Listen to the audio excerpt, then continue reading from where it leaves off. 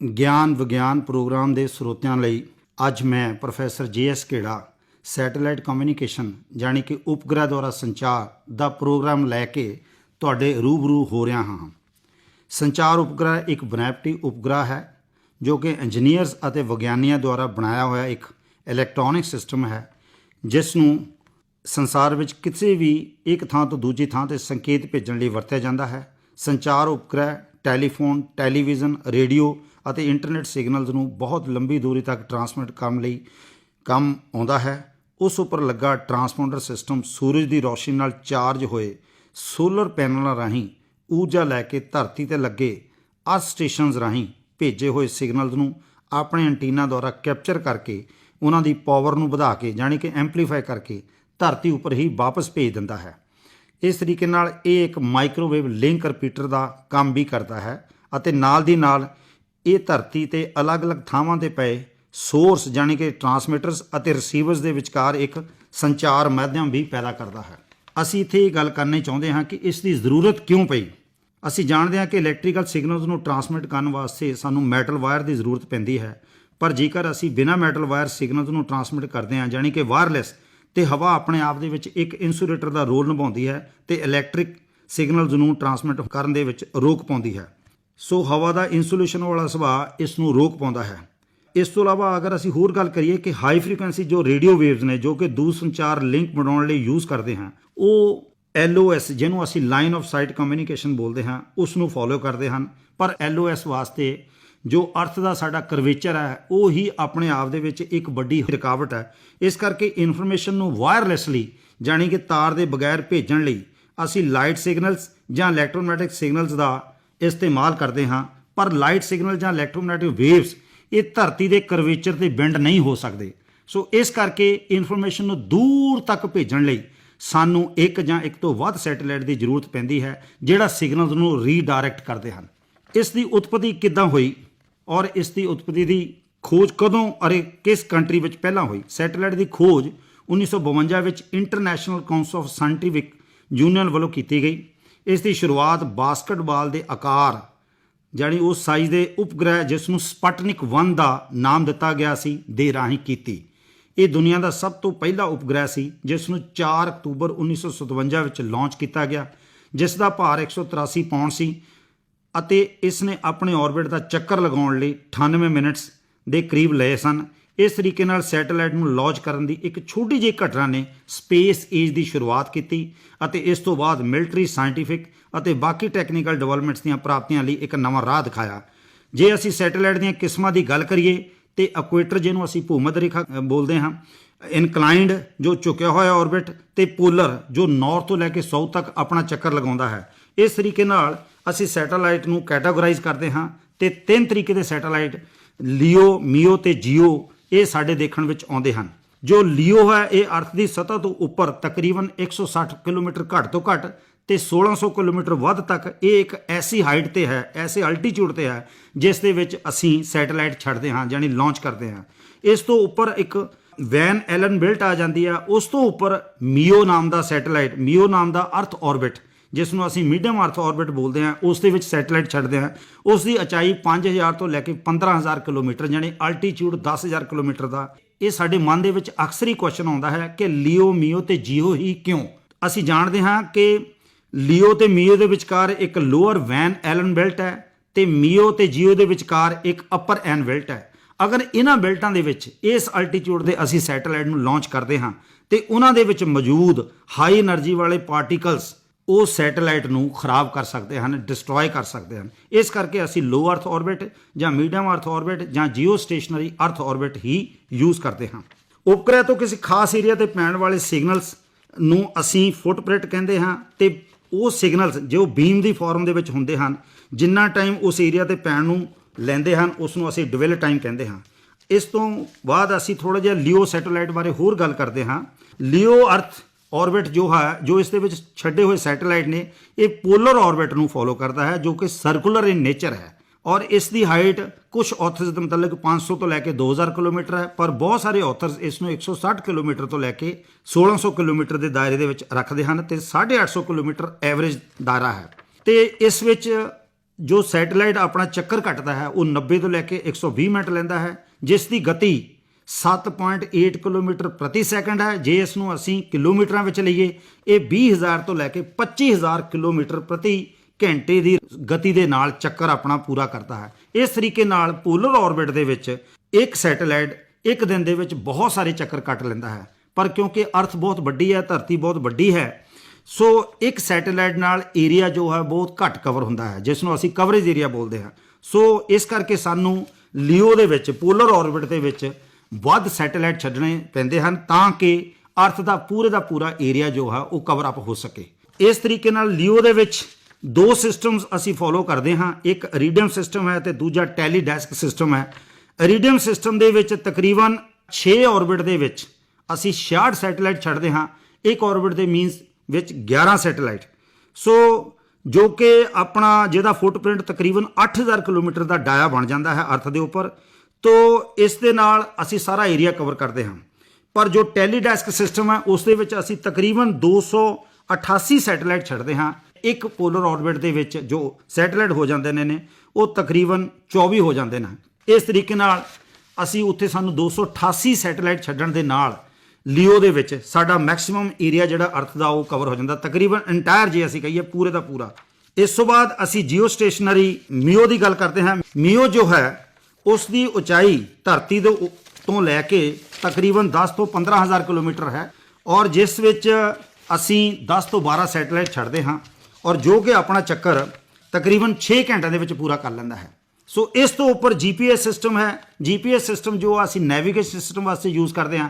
ਅਰਥ ਦੇ ਉੱਪਰ ਕਿਤੇ ਵੀ ਬੈਠੇ ਹੋਏ, ਜਾਂ ਕੋਈ ਹਾਈ ਰਾਈਜ਼ ਬਿਲਡਿੰਗ ਹੈ, ਜਾਂ ਸ਼ਿਪ ਹੈ, ਜਾਂ ਕੋਈ 에ਅਰਪੋਰਟ ਹੈ, ਜਾਂ ਕੋਈ ਬੱਸ ਸਟੈਂਡ, ਜਾਂ ਕਿਸੇ ਵੀ ਲੋਕੇਸ਼ਨ ਨੂੰ ਅਗਰ ਅਸੀਂ ਲੱਭਣਾ ਹੋਵੇ ਤਾਂ ਉਹ ਅਸੀਂ GPS ਸਿਸਟਮ ਦੁਆਰਾ ਲੱਭਦੇ ਹਾਂ, ਜਿਸ ਦਾ ਮੇਨ ਪਰਪਸ ਹੈ ਨੈਵੀਗੇਸ਼ਨ। ਇਸ ਤੋਂ ਜਿਹੜਾ ਇੰਪੋਰਟੈਂਟ ਤੇ ਅਹਿਮ ਸੈਟੇਲਾਈਟ ਹੈ ਉਹ ਸਾਡਾ ਜੀਓ ਸਟੇਸ਼ਨਰੀ ਆਰਬਿਟ ਹੈ, ਜੋ ਧਰਤੀ ਦੀ ਸਤ੍ਹਾ ਤੋਂ ਲੈ ਕੇ 35,786 ਕਿਲੋਮੀਟਰ, ਜੋ ਅਪਰੋਕਸੀਮੇਟਲੀ 36,000 ਕਿਲੋਮੀਟਰ ਬਣ ਜਾਂਦਾ ਹੈ। ਤੇ ਇੱਥੇ ਇਸ ਨੂੰ ਇਹ ਦੱਸਣਾ ਜ਼ਰੂਰੀ ਬਣ ਜਾਂਦਾ ਹੈ ਕਿ ਜੀਓ ਸਟੇਸ਼ਨਰੀ ਸੈਟੇਲਾਈਟ ਨੂੰ ਅਸੀਂ ਸਟੇਸ਼ਨਰੀ ਸੈਟੇਲਾਈਟ ਕਿਉਂ ਬੋਲਦੇ ਹਾਂ, ਕਿਉਂਕਿ ਜੀਓ ਸਟੇਸ਼ਨਰੀ ਜੋ ਆਰਬਿਟ ਹੈ ਉਹ ਧਰਤੀ ਦੀ ਸਤ੍ਹਾ ਤੋਂ 35,786 ਯਾਨੀ 36,000 ਕਿਲੋਮੀਟਰ ਦੀ ਦੂਰੀ ਤੇ ਹੈ, ਅਲਟੀਚਿਊਡ ਤੇ ਹੈ, ਔਰ ਉਸ ਦੇ ਵਿੱਚ ਛੱਡਿਆ ਹੋਇਆ ਜੋ ਸੈਟੇਲਾਈਟ ਹੈ ਉਸ ਦੀ ਜੋ ਸਪੀਡ ਹੈ ਉਹ ਅਰਥ ਦੀ ਸਪੀਡ ਦੇ ਨਾਲ ਮੈਚ ਕਰਦੀ ਹੈ।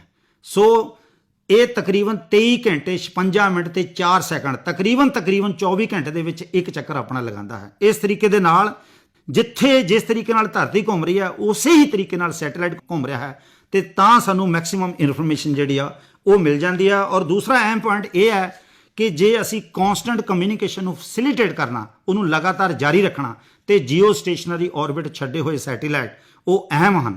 ਤੇ ਜੀਓ ਸਟੇਸ਼ਨਰੀ ਸੈਟੇਲਾਈਟ ਦੀ ਅਸੀਂ ਗੱਲ ਫਰਦਰ ਕਰੀਏ ਤੇ ਇਸ ਦੇ ਨਾਲ ਅਸੀਂ ਜੀਓ ਸਿੰਕਰੋਨਸ ਆਰਬਿਟ ਦੀ ਵੀ ਗੱਲ ਕਰਦੇ ਹਾਂ। ਜੀਓ ਸਿੰਕਰੋਨਸ ਆਰਬਿਟ ਜੋ ਜੀਓ ਸਟੇਸ਼ਨਰੀ ਆਰਬਿਟ ਹੈ ਉਹ ਸਿਰਫ ਅਰਥ ਦੇ ਇਕੁਏਟਰ ਤੇ ਹੈ, ਉਸ ਵਿੱਚ ਛੱਡਿਆ ਹੋਇਆ ਜਿਹੜਾ ਸੈਟੇਲਾਈਟ ਹੈ ਉਹ ਅਰਥ ਦੇ ਇਕੁਏਟਰ ਦੇ ਵਿੱਚ ਹੀ ਘੁੰਮਦਾ ਹੈ। ਪਰ ਜੋ ਜੀਓ ਸਿੰਕਰੋਨਸ ਹੈ ਉਹ ਇਕੁਏਟਰ ਤੇ ਨਾ ਹੋ ਕੇ ਥੋੜਾ ਇਨਕਲਾਈਨਡ ਪੋਜੀਸ਼ਨ, ਥੋੜਾ ਐਂਗਲ ਵਾਲੀ ਪੋਜੀਸ਼ਨ ਲੈ ਕੇ ਉਸ ਦੇ ਵਿੱਚ ਜੋ ਛੱਡੇ ਹੋਏ ਸੈਟੇਲਾਈਟ ਆ ਉਸ ਟਰੈਕ ਵਿੱਚ ਘੁੰਮਦੇ ਹਨ। ਔਰ ਇੱਥੇ ਤੁਹਾਨੂੰ ਇਹ ਦੱਸ ਦੇਣਾ ਜ਼ਰੂਰੀ ਹੈ ਕਿ ਜੋ ਅਸੀਂ ਗੱਲ ਕਰਦੇ ਹਾਂ ਆਰਬਿਟ ਦੀ, ਆਰਬਿਟ ਅਸਲ 'ਚ ਕੀ ਹੈ? ਆਰਬਿਟ ਜੋ ਹੈ ਸੈਟੇਲਾਈਟ ਦੁਆਰਾ ਕਵਰ ਕੀਤਾ ਹੋਇਆ ਪਾਥ ਹੈ। ਜੋ ਸੈਟੇਲਾਈਟ ਆਪਣਾ ਟਰੈਕ ਇੱਕ ਚੱਕਰ ਲਗਾਉਣ ਵਾਸਤੇ ਜਿਹੜਾ ਪਾਥ ਲੈਂਦਾ ਅਸੀਂ ਉਸ ਨੂੰ ਆਰਬਿਟ ਆਖਦੇ ਹਾਂ। ਹੁਣ ਆਪਾਂ ਇਸ ਦੀਆਂ ਐਪਲੀਕੇਸ਼ਨ ਤੇ ਗੱਲ ਕਰ ਦਿੰਦੇ ਹਾਂ। ਕਮਿਊਨੀਕੇਸ਼ਨ ਸੈਟੇਲਾਈਟ ਜੋ ਸਿਸਟਮ ਹੈ ਉਹਦੇ ਵਿੱਚ ਦੋ ਤਰ੍ਹਾਂ ਦੀਆਂ ਸੈਗਮੈਂਟ ਹੈ, ਇੱਕ ਸਪੇਸ ਸੈਗਮੈਂਟ ਹੈ, ਇੱਕ ਗਰਾਊਂਡ ਸੈਗਮੈਂਟ ਹੈ। ਸਪੇਸ ਸੈਗਮੈਂਟ ਦੇ ਵਿੱਚ ਫਿਊਲ ਸਿਸਟਮ, ਟੈਲੀਮੈਟਰੀ ਕੰਟਰੋਲਸ ਤੇ ਟਰਾਂਸਪੌਂਡਰਸ ਹੁੰਦੇ ਹਨ, ਤੇ ਗਰਾਊਂਡ ਸਿਸਟਮ ਦੇ ਕੋਲ ਅਰਥ ਸਟੇਸ਼ਨ ਹੈ ਜਿਸ ਦੇ ਉੱਪਰ ਹਾਈ ਫ੍ਰੀਕੁਐਂਸੀ ਬੇਸਡ ਐਂਟੀਨਾ ਲੱਗੇ ਹੁੰਦੇ ਹਨ। ਔਰ ਅਰਥ ਸਟੇਸ਼ਨ ਤੇ ਪਹਿਲਾਂ ਜਿਹੜਾ ਸਿਗਨਲਸ ਹੈ, ਜਿਹੜੇ ਅਸੀਂ ਬੇਸਬੈਂਡ ਸਿਗਨਲ ਜਿਹਨੂੰ ਅਸੀਂ ਬੋਲਦੇ ਹਾਂ, ਉਸ ਨੂੰ ਪਹਿਲਾਂ ਇਨਕੋਡ ਕਰਕੇ, ਮੋਡੂਲੇਟ ਕਰਕੇ, ਅਪ ਕਨਵਰਟ ਕਰਕੇ, ਐਂਪਲੀਫਾਈ ਕਰਕੇ ਅਸੀਂ ਭੇਜਦੇ ਹਾਂ ਅਰਥ ਸਟੇਸ਼ਨ ਦੇ ਹਾਈ ਫ੍ਰੀਕੁਐਂਸੀ ਐਂਟੀਨਾ ਦੇ ਦੁਆਰਾ। ਸੈਟੇਲਾਈਟ ਦੀ ਜੋ ਸਪੇਸ ਸੈਗਮੈਂਟ ਹੈ ਜਿੱਥੇ ਟਰਾਂਸਪੌਂਡਰਸ ਹੈ ਉੱਥੇ ਵੀ ਫੇਸਡ ਐਰੇ ਐਂਟੀਨਾਜ਼ ਲੱਗੇ ਹਨ ਜੋ ਸਿਗਨਲ ਨੂੰ ਕੈਪਚਰ ਕਰਕੇ ਉਸ ਨੂੰ ਐਂਪਲੀਫਾਈ ਕਰਕੇ ਦੁਬਾਰਾ ਫਿਰ ਵਾਪਸ ਅਰਥ ਸਟੇਸ਼ਨ ਵੱਲ ਹੀ ਭੇਜਦੇ ਹਨ। ਪਰ ਐਡੀ ਦੂਰੀ ਤੋਂ ਆਉਂਦਾ ਹੋਇਆ ਸਿਗਨਲ ਟਾਈਮ ਵੀ ਲੈਂਦਾ ਹੈ ਤੇ ਥੋੜਾ ਕਮਜ਼ੋਰ ਵੀ ਹੋ ਜਾਂਦਾ ਹੈ। ਉਸ ਨੂੰ ਫਿਰ ਦੁਬਾਰਾ ਅਸੀਂ ਐਂਪਲੀਫਾਈ ਕਰਦੇ ਹਾਂ, ਡਾਊਨ ਕਨਵਰਟ ਕਰਦੇ ਹਾਂ, ਡੀਮੋਡੂਲੇਟ ਕਰਦੇ ਹਾਂ ਤੇ ਡੀਕੋਡ ਕਰਕੇ ਅਸੀਂ ਫਿਰ ਵਾਪਸ ਆਪਣੇ ਬੇਸਬੈਂਡ ਸਿਗਨਲ ਦੀ ਫਾਰਮ ਦੇ ਵਿੱਚ ਆਪਣੇ ਯੂਜ਼ਰਸ ਨੂੰ ਜਾਂ ਵਿਊਅਰਸ ਨੂੰ ਅਸੀਂ ਦੇ ਦਿੰਦੇ ਹਾਂ। ਇਸ ਦੀ ਅਗਰ ਐਪਲੀਕੇਸ਼ਨ ਦੀ ਗੱਲ ਕਰੀਏ ਤੇ ਇਸ ਐਪਲੀਕੇਸ਼ਨ ਦੇ ਵਿੱਚ ਸੈਟੇਲਾਈਟ ਜੋ ਕਮਿਊਨੀਕੇਸ਼ਨ ਪਰਪਸ ਵਾਸਤੇ ਯੂਜ਼ ਕਰਦੇ ਹਾਂ। ਦੂਰ ਏਰੀਆ ਦੇ ਵਿੱਚ ਅਸੀਂ ਸੈਂਸਿੰਗ ਕਰਨੀ, ਜਿਸ ਨੂੰ ਅਸੀਂ ਰਿਮੋਟ ਸੈਂਸਿੰਗ ਸੈਟੇਲਾਈਟ ਬੋਲਦੇ ਹਾਂ, ਜਾਂ ਅਸੀਂ ਕਿਸੇ ਖਾਸ ਏਰੀਆ ਨੂੰ ਲੋਕੇਟ ਕਰਨਾ, ਜਿਸ ਨੂੰ ਨੈਵੀਗੇਸ਼ਨ ਪਰਪਸ ਵਾਸਤੇ ਯੂਜ਼ ਕਰਦੇ ਹਾਂ। GPS ਇੱਕ USA ਦੁਆਰਾ ਤੇ ਗਲੋਨੈਸ ਇੱਕ ਰਸ਼ੀਆ ਦੁਆਰਾ ਇਹ GPS ਸਿਸਟਮ ਦੋ ਨੈਵੀਗੇਸ਼ਨ ਸੈਟੇਲਾਈਟ ਬੇਸ ਸਿਸਟਮ ਨੇ ਜੋ ਪਾਰਟਿਕੂਲਰ ਏਰੀਆ ਦੀ ਟਰੈਕਿੰਗ ਕਰਦੇ ਨੇ, ਉਸ ਲੋਕੇਸ਼ਨ ਨੂੰ ਲੱਭਦੇ ਨੇ। ਇਸ ਤਰੀਕੇ ਨਾਲ ਜੇ ਅਸੀਂ ਕਵਰੇਜ ਦੀ ਗੱਲ ਕਰੀਏ ਤੇ ਨੈਸ਼ਨਲ ਲੈਵਲ ਤੇ ਜੋ ਕਵਰੇਜ ਹੈ ਉਸ ਨੂੰ ਅਸੀਂ ਇਨਸੈਟ ਬੋਲਦੇ ਹਾਂ। ਜੇ ਰੀਜਨਲ ਕਵਰੇਜ ਹੈ, ਜਿਵੇਂ ਫੋਰ ਐਗਜ਼ਾਮਪਲ ਆ ਅਰਬ, ਉਸ ਦੀ ਕਵਰੇਜ ਹੈ ਤੇ ਉਸ ਤਰੀਕੇ ਨਾਲ ਅਸੀਂ ਉਸ ਸੈਟੇਲਾਈਟ ਦਾ ਨਾਮ ਦਿੰਦੇ ਹਾਂ। ਜੇ ਅਸੀਂ ਇੰਟਰਨੈਸ਼ਨਲ ਲੈਵਲ ਦੀ ਕਵਰੇਜ ਕਰੀਏ ਤੇ ਅਸੀਂ ਉਸ ਨੂੰ ਇੰਟਲ ਸੈਟੇਲਾਈਟ ਦਾ ਨਾਮ ਦਿੰਦੇ ਹਾਂ। ਜੇ ਅਸੀਂ ਸੈਟੇਲਾਈਟ ਦੀ ਰੋਟੇਸ਼ਨ ਦੀ ਗੱਲ ਕਰੀਏ ਵੀ ਕਿਸ ਤਰੀਕੇ ਨਾਲ ਰੋਟੇਟ ਕਰ ਰਿਹਾ, ਕਿਆ ਸਰਕੂਲਰ ਹੀ ਕਰ ਰਿਹਾ ਜਾਂ ਐਲਿਪਟੀਕਲ ਕਰ ਰਿਹਾ, ਤੇ ਜੇ ਸਰਕੂਲਰ ਕਰ ਰਿਹਾ ਤੇ ਅਸੀਂ ਉਹਨੂੰ ਸਰਕੂਲਰ ਆਰਬਿਟ ਸੈਟੇਲਾਈਟ ਬੋਲਦੇ ਹਾਂ। ਜੇ ਐਲਿਪਟੀਕਲ ਪਾਥ ਉਹ ਫੋਲੋ ਕਰ ਰਿਹਾ ਤੇ ਅਸੀਂ ਉਸ ਨੂੰ ਐਲਿਪਟੀਕਲ ਆਰਬਿਟ ਸੈਟੇਲਾਈਟ ਬੋਲਦੇ ਹਾਂ। ਅਸੀਂ ਇਸ ਦੇ ਨਾਲ ਸਨ ਸਿੰਕਰੋਨਸ ਆਰਬਿਟਸ ਵੀ ਬੋਲਦੇ ਹਾਂ, ਜਿਸ ਨੂੰ ਅਸੀਂ ਵੈਦਰ ਸੈਟੇਲਾਈਟ ਦਾ ਨਾਮ ਬੋਲਦੇ ਹਾਂ। ਇਹ ਸੂਰਜ ਦੇ ਸਮਕਾਲੀ ਆ, ਇਹ ਵੀ 600 ਤੋਂ ਲੈ ਕੇ 800 ਕਿਲੋਮੀਟਰ ਦੇ ਅਲਟੀਟਿਊਡ ਤੇ ਆਪਣੇ ਆਰਬਿਟ ਦੇ ਵਿੱਚ ਘੁੰਮਦੇ ਹਨ। ਜੇ ਅਸੀਂ ਅਤੀ ਆਧੁਨਿਕ ਜੋ ਇੰਡੀਅਨ ਸੈਟੇਲਾਈਟ ਹੈ ਉਹਦੀ ਗੱਲ ਕਰ ਦਈਏ, ਉਸ ਦੇ ਵਿੱਚ ਇੰਟੈਲੀਜੈਂਟ ਸੈਟੇਲਾਈਟ ਜਿਵੇਂ ਐਮੀਸੈਟ ਹੈ, ਜੋ ਕਿ MHO ਰੇਡੀਓ ਐਪਲੀਕੇਸ਼ਨ ਵਾਸਤੇ, ਆਇਨੋਸਫੀਅਰਿਕ ਲੇਅਰਸ ਦੀ ਸਟੱਡੀ ਕਰਨ ਵਾਸਤੇ ਤੇ ਮੈਰੀਟਾਈਮ ਸੈਟੇਲਾਈਟ ਕਮਿਊਨੀਕੇਸ਼ਨ ਵਾਸਤੇ ਅਸੀਂ ਉਸ ਨੂੰ ਯੂਜ਼ ਕਰਦੇ ਹਾਂ। ਇਹ ਹੁਣੇ ਹੀ ਛੱਡਿਆ ਸਾਡਾ ਸੈਟੇਲਾਈਟ, ਜੋ ਕਿ 1 ਅਪ੍ਰੈਲ 2019 ਨੂੰ ਛੱਡਿਆ, ਜਿਸ ਦਾ ਲਾਂਚਿੰਗ ਮਾਸ ਸੀ 436 ਕਿਲੋ ਔਰ ਜਿਸ ਦੇ ਲਾਂਚਿੰਗ ਵਹੀਕਲ ਅਸੀਂ PSLV C-45 ਯੂਜ਼ ਕੀਤੀ। ਇਹ ਇਸ ਦਾ ਇਸਰੋ ਵੱਲੋਂ ਛੱਡਿਆ ਹੋਇਆ 47ਵਾਂ ਇਹ ਮਿਸ਼ਨ ਸੀਗਾ ਤੇ ਜੋ ਅਸੀਂ ਲਾਂਚਿੰਗ ਵਹੀਕਲ ਯੂਜ਼ ਕੀਤੀ ਉਹ PSLV C-45 ਸੀ। ਇਹ 1 ਅਪ੍ਰੈਲ 2019 ਨੂੰ 29 ਸੈਟੇਲਾਈਟਸ ਦਾ ਪੇਲੋਡ ਲੈ ਕੇ ਇਸ ਨੂੰ ਲਾਂਚ ਕੀਤਾ ਗਿਆ। ਇਹਦੇ ਵਿੱਚ ਇੱਕ ਇਲੈਕਟ੍ਰੋਨਿਕ ਇੰਟੈਲੀਜੈਂਸੀ ਵਾਸਤੇ ਸੈਟੇਲਾਈਟ ਸੀ ਤੇ ਇਸ ਨਾਲ 28 ਜੋ ਕਸਟਮਰ ਸੈਟੇਲਾਈਟ ਸੀ ਜੋ ਬਾਕੀ ਕੰਟਰੀਜ਼ ਤੇ ਸਨ। ਜੇ ਅਸੀਂ ਸਪੇਸ ਸੈਂਟਰਸ ਦੀ ਗੱਲ ਕਰ ਲਈਏ, ਇੰਡੀਆ ਵਿੱਚ 3 ਸਪੇਸ ਸੈਂਟਰ ਹਨ। ਸਤੀਸ਼ ਧਵਨ ਸਪੇਸ ਸੈਂਟਰ ਜੋ ਸ੍ਰੀ ਹਰੀਕੋਟਾ ਆਂਧਰਾ ਪ੍ਰਦੇਸ਼ ਦੇ ਵਿੱਚ ਹੈ, ਤੇ ਤਿਰੂਵਨੰਤਪੁਰਮ ਜੋ ਕੇਰਲਾ ਦੇ ਵਿੱਚ ਹੈ, ਅਸੀਂ ਉਸ ਨੂੰ ਬਿਕਰਮ ਸਾਰਾਭਾਈ ਬੋਲਦੇ ਹਾਂ। ਤੇ ਇੱਕ ਹੋਰ ਹੈ ਜਿਸ ਨੂੰ ਅਸੀਂ ਅਬਦੁਲ ਕਲਾਮ ਆਈਲੈਂਡ ਉੜੀਸਾ ਦਾ ਜੋ ਬਾਲਾਸੋਰ ਸਥਿਤ ਹੈ। ਇਹ 3 ਸਾਡੇ ਸਪੇਸ ਸੈਂਟਰ ਹਨ ਜਿੱਥੋਂ ਅਸੀਂ ਸੈਟੇਲਾਈਟ ਨੂੰ ਲਾਂਚ ਕਰਦੇ ਹਾਂ। ਸਪੇਸ ਦੇ ਵਿੱਚ ਬਹੁਤ ਸਾਰੇ ਹੋਰ ਪਲੈਨਟਸ ਨੇ ਜਿਸ ਵਾਸਤੇ ਅਸੀਂ ਸੈਟੇਲਾਈਟ ਯੂਜ਼ ਕਰਦੇ ਹਾਂ।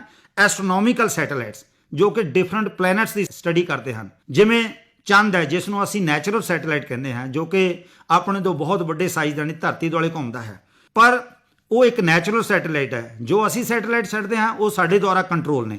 ਸੋ ਇਸ ਤਰੀਕੇ ਨਾਲ ਮਿਨੀਏਚਰਾਈਜ਼ ਸੈਟੇਲਾਈਟ ਵੀ ਨੇ ਜਿਨ੍ਹਾਂ ਦਾ ਸਾਈਜ਼ ਛੋਟਾ ਹੋ ਸਕਦਾ। ਵਾਇਰਲੈਸ ਟਰਾਂਸਮਿਸ਼ਨ ਵਾਸਤੇ ਅਸੀਂ ਲੌਂਗ ਡਿਸਟੈਂਸ ਤੱਕ ਸਿਗਨਲ ਨੂੰ ਭੇਜਣ ਜਾਂ ਰਿਸੀਵ ਕਰਨ ਦੇ ਵਿੱਚ ਇਹ ਸੈਟੇਲਾਈਟ ਦਾ ਮੰਤਵ ਜੋ ਹੈ, ਪਰਪਸ ਜੋ ਹੈ, ਅਸੀਂ ਉਸ ਵਾਸਤੇ ਇਸ ਨੂੰ ਯੂਜ਼ ਕਰਦੇ ਹਾਂ।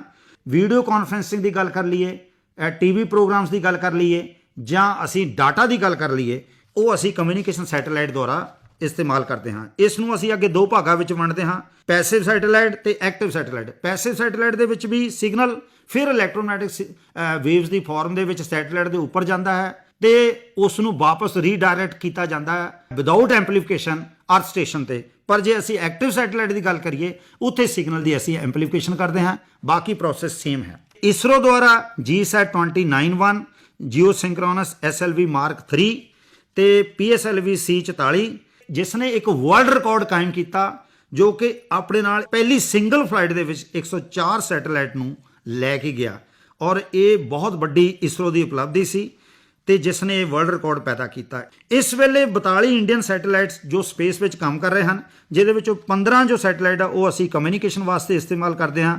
ਕਮਿਊਨੀਕੇਸ਼ਨ ਜਿਵੇਂ ਡਿਜੀਟਲ ਆਡੀਓ ਡਾਟਾ ਜਾਂ ਵੀਡੀਓ ਕਾਨਫਰੰਸਿੰਗ ਵਾਸਤੇ, 4 ਸੈਟੇਲਾਈਟ ਜੋ ਮੈਟਰੋਲੋਜੀਕਲ ਆਬਜ਼ਰਵੇਸ਼ਨ ਵਾਸਤੇ, ਤੇ 14 ਜੋ ਹੈ ਉਹ ਅਰਥ ਆਬਜ਼ਰਵੇਸ਼ਨ ਵਾਸਤੇ, 7 ਨੈਵੀਗੇਸ਼ਨ ਵਾਸਤੇ ਤੇ 2 ਜੋ ਹੈ ਉਹ ਸਪੇਸ ਸਾਇੰਸ ਪਰਪਸ ਵਾਸਤੇ ਇੰਡੀਆ ਵੱਲੋਂ ਛੱਡੇ ਹੋਏ ਸੈਟੇਲਾਈਟ ਸਪੇਸ ਦੇ ਵਿੱਚ ਕੰਮ ਕਰ ਰਹੇ ਹਨ। ਰੇਡੀਓ TV DTH ਦੀ ਅਸੀਂ ਗੱਲ ਕਰੀਏ, DTH ਦਾ ਮਤਲਬ ਡਾਇਰੈਕਟ ਟੂ ਹੋਮ, ਜਾਣੀ ਕਿ ਸੈਟੇਲਾਈਟ ਨਾਲ ਤੁਹਾਡਾ ਸਿੱਧਾ ਲਿੰਕ। ਜੇਕਰ DTH ਅਤੇ ਕੇਬਲ ਟਰਾਂਸਮਿਸ਼ਨ ਦੀ ਤੁਲਨਾ ਕਰੀਏ ਤੇ ਕੇਬਲ ਆਪਰੇਟਰ ਆਪਣੇ ਸਿਸਟਮ ਉੱਪਰ ਸੈਟੇਲਾਈਟਸ ਤੋਂ ਇਨਫੋਰਮੇਸ਼ਨ ਲੈ ਕੇ ਉਸ ਨੂੰ ਫਰਦਰ ਕੇਬਲ ਦੇ ਥਰੂ ਅਲੱਗ-ਅਲੱਗ ਘਰਾਂ ਵਿੱਚ ਲੱਗੇ ਹੋਏ ਸੈਟਅਪ ਬਾਕਸ ਦੇ ਥਰੂ ਤੁਹਾਡੇ LED TV ਜਾਂ LCD ਨਾਲ ਜੋੜਦੇ ਹਨ। ਪਰ DTH ਨਾਲ ਤੁਸੀਂ ਸਿੱਧੇ ਸੈਟੇਲਾਈਟ ਨਾਲ ਲਿੰਕ ਬਣਾ ਸਕਦੇ ਹਨ। ਜੇ DTH ਨੈਟਵਰਕ ਦੀ ਗੱਲ ਕਰੀਏ ਤੇ DTH ਨੈਟਵਰਕ ਦੇ ਵਿੱਚ ਬ੍ਰੌਡਕਾਸਟ ਸੈਂਟਰ, ਸੈਟੇਲਾਈਟ, ਐਨਕੋਡਰ, ਮਲਟੀਪਲੈਕਸਸ ਤੇ ਮੋਡੂਲੇਟਰਸ ਤੇ DTH ਰਿਸੀਵਰਸ ਦਾ ਹੋਣਾ ਜ਼ਰੂਰੀ ਹੈ। ਇਸ ਸਮੇਂ ਭਾਰਤ ਵਿੱਚ 7 DTH ਸਰਵਿਸ ਪ੍ਰੋਵਾਈਡਰਸ ਹਨ। ਇਹਨਾਂ ਸਾਰੇ ਸਰਵਿਸ ਪ੍ਰੋਵਾਈਡਰ ਨੂੰ ਸੈਟੇਲਾਈਟ ਦੇ KU ਬੈਂਡ ਵਿੱਚ, ਜੋ ਕਿ ਟਰਾਂਸਪੌਂਡਰਸ ਦੇ ਉੱਪਰ ਹੈ, ਤੋਂ ਲੀਜ਼ ਕਰਕੇ ਲੈਣਾ ਪੈਂਦਾ ਹੈ ਔਰ ਫਿਰ ਅਸੀਂ ਯੂਜ਼ਰਸ ਨੂੰ ਆਡੀਓ, ਵੀਡੀਓ ਤੇ ਡਾਟਾ ਨੂੰ ਐਨਕੋਡਰ ਦੁਆਰਾ ਡਿਜੀਟਲ ਫਾਰਮੈਟ ਵਿੱਚ ਕਨਵਰਟ ਕਰਕੇ ਅਸੀਂ ਵਾਪਸ ਭੇਜਦੇ ਹਾਂ। ਜੋ DD ਫ੍ਰੀ ਡਿਸ਼ ਦੀਆਂ ਸਰਵਿਸਿਜ਼ ਆ, ਉਹ ਸੈਟੇਲਾਈਟ ਲਈ ਇਨਸੈਟ 4B, ਜੋ ਕਿ 93.5 ਡਿਗਰੀ ਈਸਟ ਲੌਂਗੀਟਿਊਡ ਤੇ ਸਥਿਤ ਹੈ, ਉਹ ਆਪਣੀਆਂ KU ਬੈਂਡ ਦੇ ਵਿੱਚ ਉਹ ਅਵੇਲੇਬਲ ਹੈ। ਤੇ DD ਫ੍ਰੀ ਡਿਸ਼ ਨੂੰ ਅਸੀਂ ਟਾਈਮ ਟੂ ਟਾਈਮ ਅਪਗ੍ਰੇਡ ਕਰਦੇ ਹਾਂ। ਇਸ ਸਮੇਂ 104 SD TV ਚੈਨਲਸ ਦੇ ਨਾਲ 40 ਰੇਡੀਓ TV ਚੈਨਲਸ ਵੀ ਹਨ। ਤੇ DD ਫ੍ਰੀ ਡਿਸ਼ ਦੀ ਕਮਿਊਨੀਕੇਸ਼ਨ ਸਰਵਿਸਿਜ਼ KU ਬੈਂਡ ਵਿੱਚ GSAT 15